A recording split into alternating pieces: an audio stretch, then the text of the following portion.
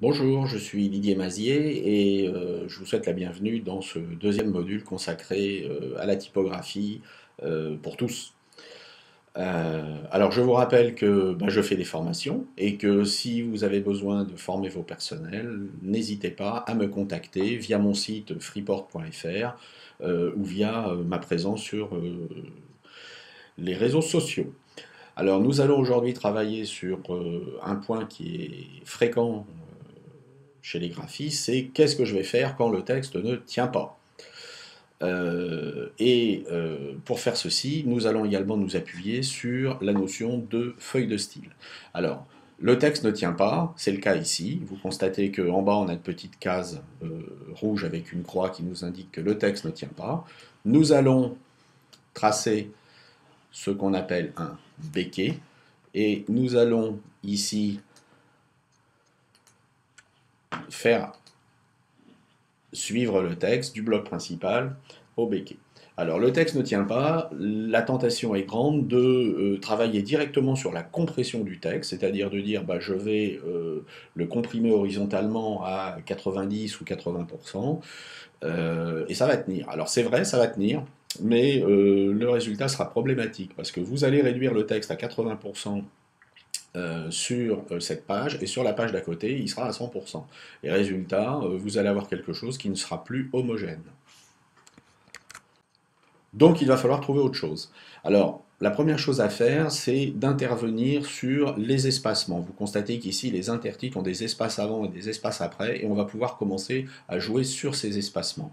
Avant de le faire, nous allons créer des feuilles de style. Vous voyez ici, on a un paragraphe standard.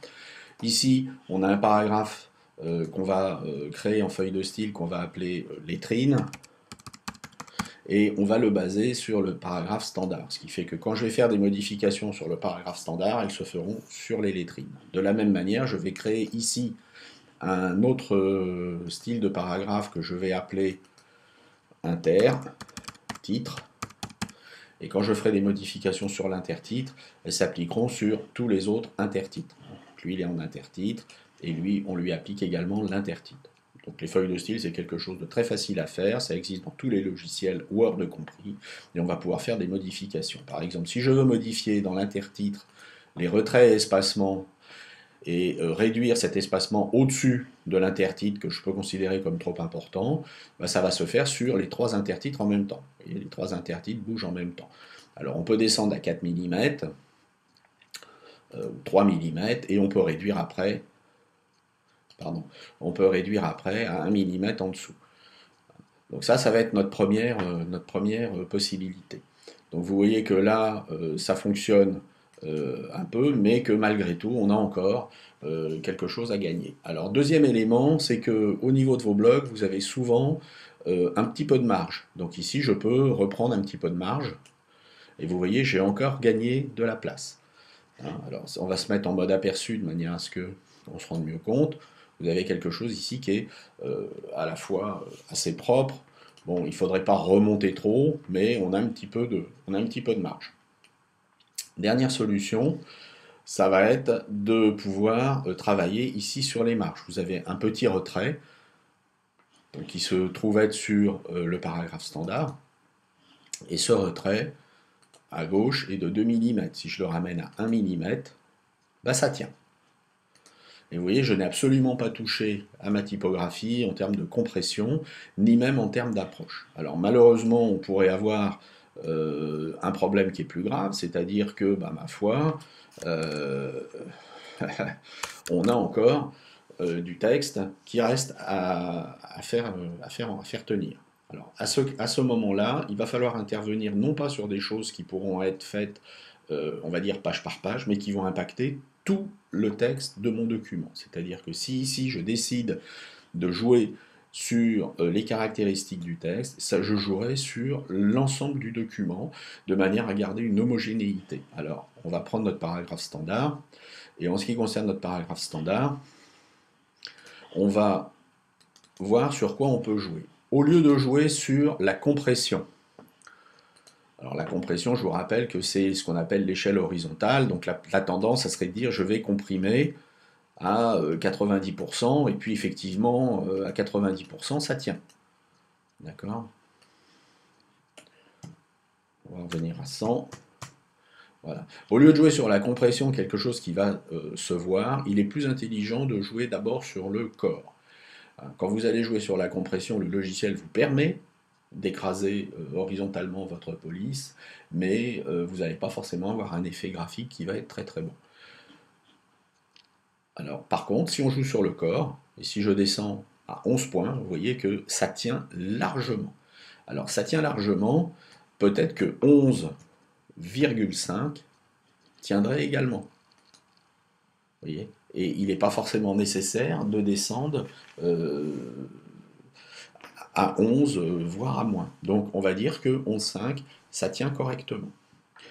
Si toutefois je voulais descendre à 11, parce que je sais que ce problème sera récurrent sur d'autres pages du document, ben à ce moment-là, je vais pouvoir me mettre à 11. Alors l'interligne y suit en automatique. Si vous avez réduit la taille des caractères, vous risquez de perdre un petit peu en lisibilité, forcément. Donc vous pouvez augmenter un petit peu l'interligne, c'est-à-dire que par rapport à un interligne automatique, vous pouvez augmenter légèrement l'interligne et passer à l'interligne de 14. 15, ça risque de faire un peu beaucoup, hein. Mais 14, ça sera tout à fait bien. C'est-à-dire que vous avez augmenté, vous êtes passé de 13,2 à 14, c'est relativement peu, et vous avez compensé la perte de lisibilité que vous avez eue en réduisant votre corps. Alors comme au niveau de notre titrail et de notre chapeau, bah, ma foi, nous n'avons pas fait de style particulier, eh bien à ce moment-là, tout s'est appliqué. C'est-à-dire que l'interligne ici n'est pas un interligne qui est normal, mais c'est un interligne qui est automatique. Donc on va aller modifier ici l'interligne pour le remettre en interligne automatique. Voilà. Idem pour lui, automatique.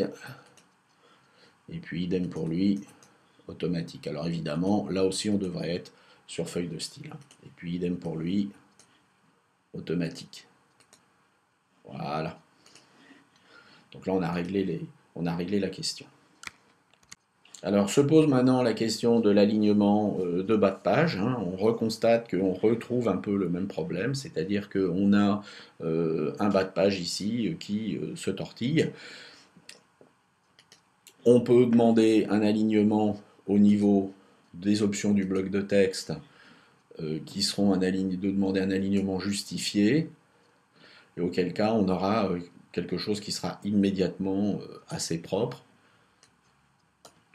On va quand même monter ici un petit peu la valeur de manière à être sûr qu'il ne touche pas à l'interlignage. Voilà, et là on est bon, on est justifié.